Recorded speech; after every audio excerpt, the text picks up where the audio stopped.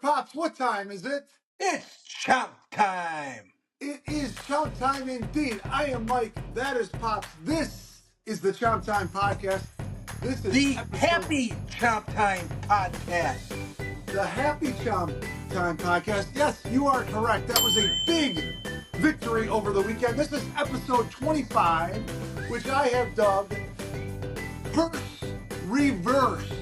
I believe that we have reversed the curse, at least initially, with that big win over the LSU Tigers in the Swamp on Saturday. Very impressive victory. We're going to talk about a few things today, Pops. Yeah. Break down the LSU UF game, obviously. Yeah. And then we're going to talk a little bit about Billy Napier and what we think of him now, as opposed to what we thought of him after Texas A&M. Okay. And then finally, we are going to wrap up the episode with 6 random questions for Pops. Woo. Wow. We're gonna delve into that crazy mind of yours, Pops, with some left field questions. Could be anything. All right. I'm ready. So get nervous for that. Let's get right into it. LSU UF game. We won. What was I forgot what the final score was already. 27-16, my friend. 27-16. Pops, tell me what you thought about the game. Well, I guess you would just say it was electric. It was electric. From the time that the broadcast came on the air, you could tell that the crowd was already into the game, a sellout. Place was going crazy. It even got crazier as night appeared, and then obviously in the at the end of the third quarter, going into the fourth, with the songs, the place was rocking. We had over 30 recruits at the game. It couldn't have been at a better time for the recruits to see the Gators, the Swamp, the entire everything that the Gators throw out there. It was unbelievable. The team itself probably played its best game of the season as far as I would say as together as between offense, defense, and special teams. There was very few things except some penalties that they still need to clean up. But all in all, the defense was phenomenal. I'm talking 7 sacks. 7 sacks. Mr. Sapp, what a game this man had. Unbelievable game. He was all over the field. Everything we did seemed to kind of work. We did a lot of give, don't break, but just keep on giving them yards. They made a lot of third downs. They made some fourth downs, but we were able to stop them. We had to stop them. Mr. Lagway, what a return for a guy who was probably maybe 80%. They decided really, really early, this guy's not running. So we got to close the pocket around him and let him find some receivers and let's go. But he's not going to run. And I thought the game plan was pretty good. I mean, we did a great job protecting him and making sure that he was able to make the throws he did. He made some high throws. I think part of that was adrenaline. But when he had to make the right throws at the right time, this guy can really fire the ball. All in all, what a game. What a game to watch. What a game to be at. And against one of our foes, nice to take them out. Yeah, I was working, but my tables got very little attention. The few tables I had in my section from 3:30 to roughly 7, I took care of them. I did what I needed to do, but Yeah. I got to watch most of the game. First half, I think LSU has a lot more talent than we do on paper. This year's team and our team. We played. It's hard to complain about anything when you win the game. Yes. Second half, we played really well. I do not like Brian Kelly, so I'm very happy that we beat him. I do think I don't know if we reversed the curse, but it felt good to get that victory over a better LSU team when worse LSU teams have beaten better UF teams in recent past. Yes. So it felt good to get that win, and it was somewhat convincing. LSU themselves they've lost the last 3 games in a row by double-digit points, and not even one score games. So they probably have their own social media calling for Mr. Kelly's head, which is not going to happen because I think his buyout is like 70 million. Specifically about the game, we got it done. I think Napier's getting a little bit better with coaching. I think our defense remains very, very solid over the last 6 games at least. Yeah. Somehow they flip the switch. It's very difficult to run against us. We lose our entire defensive backfield, and we're still very sticky on the receiver. So yeah, loved it. Listen, I've always said since we started the podcast, the formula to win, especially in the SEC, any week anybody can basically beat somebody else if the offensive and defensive lines come to play. And our offensive and defensive lines have really come to play. Is LSU the same LSU that it's been the last decade or so? Probably not. But the competition in the SEC is getting harder and harder and harder. I mean, the addition of Texas and Oklahoma, my goodness. I mean, it's very, very tough to win. It's tough to win every day, every week, no matter who you're playing. It's just tough to win. It's a conference where Vanderbilt has really turned it around. I mean, it's like Vanderbilt was always the stepping stone. You could just step on them and put them down for a victory. I think it was Saban who said the easiest place to play in is Vanderbilt. Not anymore. Listen, everything is changing now with the portal and the NIL. Everything is changing. And so you got to be ready to play every single week, no matter who you're playing. And we really did. Let me go through some of the numbers as far as where we're at. Please, let's do it. Mr. Lagway was 13 to 26 for 226 yards and 1 touchdown. Yes, he threw a couple of passes that could have been intercepted.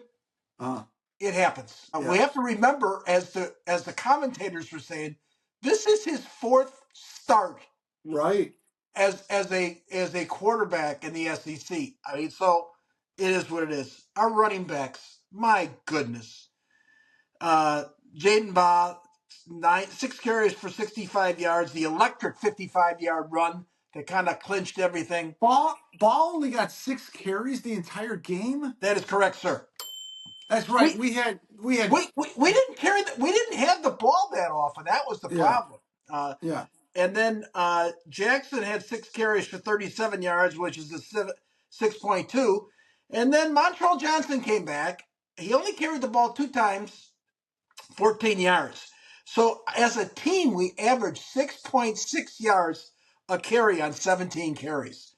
So from that standpoint, it was great. Receiving, thank you, Mr. Badger, for coming back. We needed him a lot. 6 carries, 131 yards. 6 catches, yes. DK, 2 catches for 47 yards. Basically, that was it. A couple of tight ends got to catch a piece. We as a team really played hard.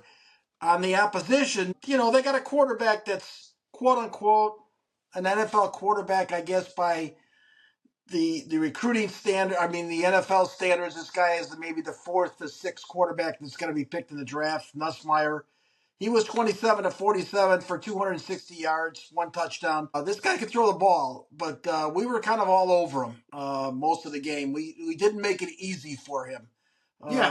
I think he held on to the ball way too much, to be honest with you. Right. There were some times he was about to throw indecisive, and the next thing you knew, Sapp or Shamar James or somebody was in his face. Right. I You had Durham, their running back, carry the ball 20 times for 91 for 4.6, and Josh Williams carried the ball 13 times for 69 yards at 5.3. So at the end, they carried the ball 44 times for 3.0 average carry. So and you could and tell he between the 44 times they rushed the ball and the 17 that we rushed the ball, that was kind of like, wow, they had the ball a lot. Their do you receiver, have the stat for total plays? I will. Let me look at this. Let me finish this part. I'll look at that. For receiving, their guy Anderson had 7 catches for 72 yards, and their guy Taylor had 6 catches for 59 yards. I would see here. Let's see if we can find the plays.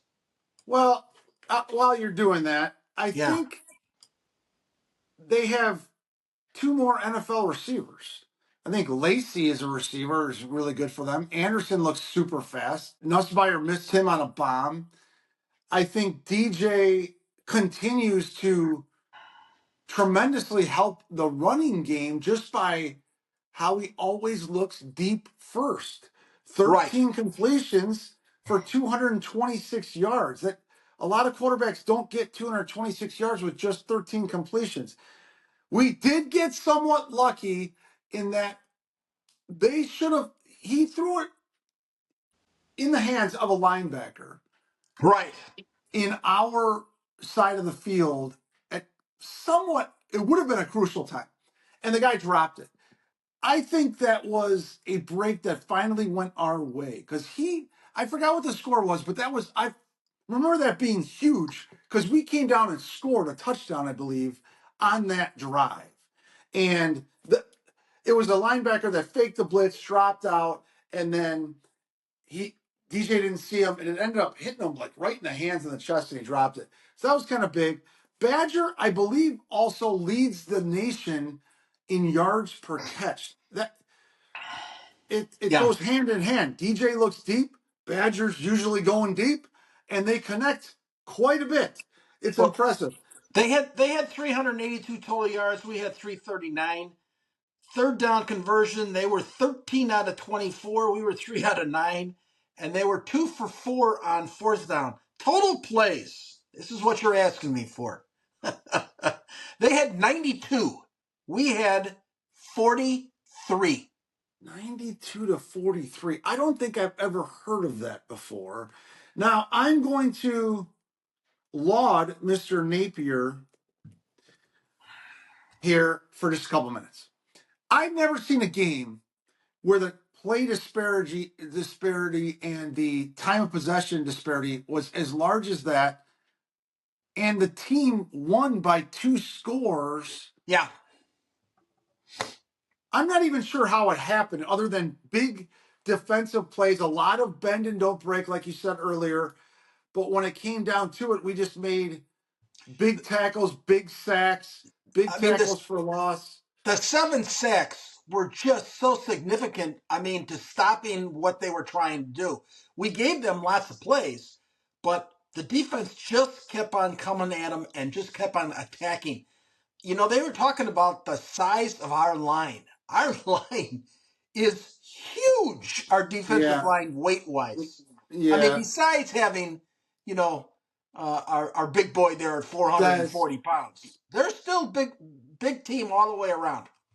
yeah, and we're now 5-5, and Yeah, we're pretty happy today. We're 5-5. Napier is 16-19.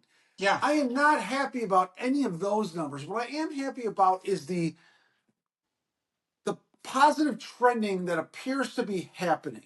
yeah. We are still selling out the stadium, which is incredible. Thank you, fans, for not doing some kind of a boycott until Napier's fired or something. It is very apparent that DJ loves Napier. It's very apparent that a lot of the team loves Napier. And I will say at times, okay, you love your coach, put some wins together. You can love your coach, but if you're not winning games, he's not going to be the coach longer. We are trending upward.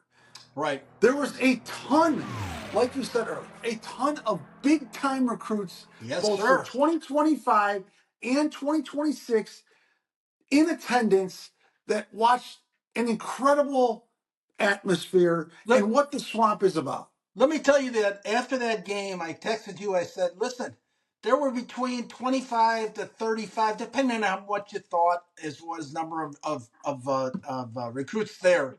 Some were juniors, mostly were seniors. Yes. So they're ready to pick. A lot of them were already committed Yeah. that came to the game and all that. And I said to you, and I texted you, I said, we're going to get 5 to 6 guys out of this without a problem. We'll We get got 5 or 6. one. Well, sure, last night we got one. We got a 4-star quarterback that was committed to Florida State, State. and decided, nope, I'm committing to Florida. So right away, we start seeing the spoils start to happen because of what we're doing. Now we can't rest on our what did they say? You can't. Laurels. Yeah, you have to keep on playing, and we got a tough one coming up Saturday with As Ole long as Miss. we're, as long as, I hate saying this, but as long as we're competitive in that game, Ole Miss has a better team than we do. They've been playing better than us, much better at times than we have. We are at home. It'll be a sellout again. Yeah. And as long as we're competitive, it'll be fine. We do need to beat Florida State to keep the momentum going. That's in 2 weeks. But yeah, there were 4 Call and me 5 stars. crazy, but we both said at the start of the season that we should be 8-4, trending up. We win the last 2 games. We're We're 7 7 and and 5. 5. We could be 8 and 5. We could be. And given the fact that we should have won the Tennessee game, we would have been right on the mark. But After the game, I thought to myself, I never would have thought this, but we can beat Mississippi. We can beat Ole Miss. At home, I think that the swamp has regained some of its luster, some of its Yes. intimidation factor. We continue to sell it out. I love that we continue to sell it out. Yeah. You don't like the 12 o'clock game. I like the night games. I think night at the swamp, especially with our third quarter I agree. songs and the phones out there, is really cool. It's intimidating. It's a tough place to play, and we're getting back to that. We need to just continue on along the DJ apparently is staying. It looks like that way. Yes. And as long as I've heard a bunch of things about Trey Wilson going. Go ahead, just go. I don't Well, want we, you. we, we don't know yet. Let's just see what happens. Yeah, okay, that's fine. That's fine. So, yeah, things are looking good right now. Let's end off with random questions for you, Pops. Can we just talk a little bit about No, recruiting as far as absolutely not. No, I say where the show goes and when. We are not.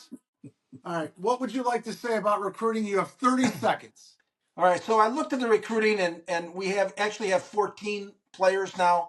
We're like 37, I guess, is where we're at. So I kind of looked at number 19, which was Kentucky, and we get 7 more guys. We're right there in the top 20 again. I mean, it's you're right, because we don't have so many.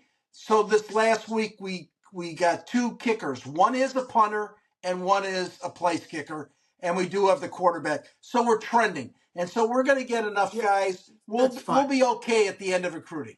That's fine. I stand corrected. It was 2 kickers. I thought they were both place kickers, so I went off on Billy like I usually do. I was incorrect. That happens more than I like it to happen. Yeah. I think if we get up to 20, I'm still not happy with that. I think we need to find a way to get top 10 classes every year, every other year. But one class won't kill a program, especially with the transfer portal. We have a ton of young talent. If we can keep them as Gators going into next year with DJ, we will hit on some transfers, no doubt about it, with DJ as our quarterback and the young talent we have around. So we should be fine. I think we're headed towards an 8-4, 9-3 record next year. We shall see. Now, can I move forward? Is that okay with you? Your show. Random questions for Pops. I wanted to have some fun. we had to record this episode a little early. I'm a disaster. I need a shit, a shower, and a shave, Pops. I'm Okay. kind of a mess right now. I haven't had my frozen Coke yet. Oh boy. You were wiping out the cobwebs from your eyes before we started. Yes, I'm finally starting to get some energy at well, the very end of the episode. it's 5:30 in the morning. It's not 5:30 in the morning. 6 random questions for Pops. Number Yeah. 1, your least favorite sound. I will tell you what my least favorite sound is. Well, that's what I just asked you, so I hope you do. Shut the hell up. If you've ever been in a hospital or a emergency room or whatever, and you hear they have somebody hooked up, and you hear that stupid sound, doot, doot, doot. Yeah, the people dying. Yeah, the people dying. That's an annoying sound. Very good.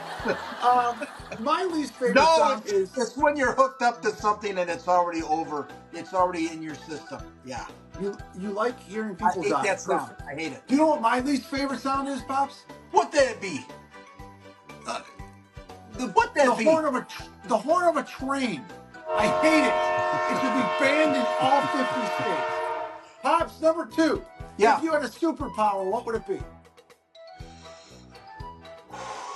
If I had a superpower, yeah, everybody would just get along. Everyone would get along? Just get along. Everybody would be at peace with one another. Just that. If that is superpower, that was what I would do. So you would live on Snowflake Planet. Good for you. All right. If you were an animal and not a human, what animal would you be? If I were an animal. By the way, my superpower would be to pick the winning lottery numbers whenever I chose. All right, if you could be an animal, what would you be? An animal. Well, no, take your time. We got plenty of time. Dead air is good. I would say my little buddy that's outside that I feed plain almonds to every day, 3 or 4. My little buddy, my little squirrel buddy, Lucky. Your answer is squirrel. That is incorrect. That is an incorrect answer.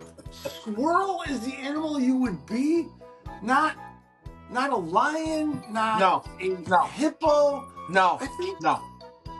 Squirrel, because they can move fast, they can jump from tree to tree, they can get away. My little buddy Lucky got away from a bobcat. That's why I call him Lucky. Well, they have very few deals with the humans. So if you ever became a squirrel, would you please spread the word to the squirrel community? Do not run in front of cars. Well, they're not smart. I didn't say they were smart. All right, number 4. Yeah. Weirdest gift you've ever received? Weirdest gift I ever received? Pops, we have been buffering the entire episode. I have not seen what time. Do you have a clock in there in front of you? Where are we at on time? We're at 24 minutes, my friend. Okay, good. Go ahead. Weirdest gift you've ever received? Gift I've ever gotten. Okay, I got a younger brother, your uncle, at Christmas time, and this is maybe 30 years ago. Yeah. 30 years ago. My brother Patrick. Yeah. He gave everybody for Christmas a loaf of bread. Was he low on money at the time? Was he down in his luck? Yes, sir. All right, outstanding. Patrick, that's a shout out to you. I don't think I've ever heard that before, and that is outstanding. That is a correct answer. What about yourself? Weirdest gift I've ever received? I don't know. I will say that Grandma Jean once gave me a bike radio when I was like 15 and a half, when I was all excited to be driving. Yeah. I think that's the only thing that comes to mind. And Grandma Jean, love you. You had awesome. All your marbles. You were as smart as a whip until your final days. I hope you're looking down on us, Grandma Jean. Love you. Okay, if you could explore ocean or space, would it be ocean or space? Where would you go? Space. Yeah, no doubt about I it. would go.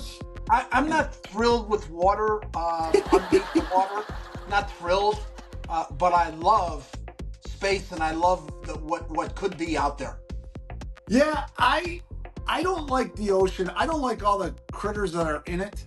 Yeah. I always said if we were supposed to be as humans in the ocean, we would have gills. But Yeah. then you could say, but we were given brains to build things in the water, and there are whales and creatures out there that live in the water that don't have gills. Anyway, that was a stupid story. All right, let's finish off with your opinion of the greatest Florida Gator ever. Since we're talking about Whoa. football usually here, Really? let's stick to football. You get one. You can't mention a couple. You get one, the greatest Gator ever football wise. Well, football wise, I don't think there's even a doubt who it is. All right. Number 15, Tim Tebow, without a doubt to me, was the greatest Florida football player because at one time he had a chance to win 3 Heismans at a time when this is a 2-time national champion, considered one of the greatest quarterbacks, top 3 that ever played in college. Now, we're just talking about college. Yeah. Tremendous. I mean, everything you would ever want in a football player was Tim Tebow. Not only his athletic ability, but as far as how he thought, how he took care of others, everything about this guy, to me, he would be the greatest of all time as far as Gator football. You are incorrect. So Tim Tebow is an outstanding football player, an outstanding Gator, an even better person. One of my favorite athletes of all time is Tim Tebow. No, you're done. Just stop wagging your finger. You're done. The best, the greatest Gator of all time is simply Steve Spurrier, You the are head incorrect, ball sir. You are Yes. incorrect, sir. No. Steve Spurrier is the greatest Gator of all time, and I will tell you why. Yeah. He got the ball rolling with the Heisman Trophy, with successful Florida football teams. He came back and then coached us, changed the SEC, won our first national title with Danny Werfel, who he recruited. Danny Werfel was the son of a preacher. I believe that that run led to Tim Tebow becoming a Gator because Tim Tebow's parents met at a Florida Georgia game. Yes. Steve Spurrier continues to be an ambassador. He says some crazy things from time to time, but that's part of his Swarm the Swamp. That's part of his charm.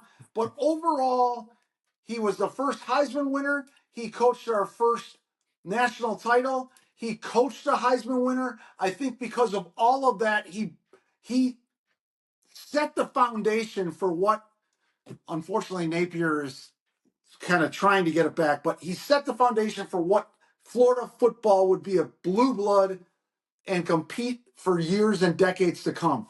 Well, let me just say this: you wouldn't be wrong with either one, either Spurrier or Tebow, either one. All right, big win this weekend, and things are trending.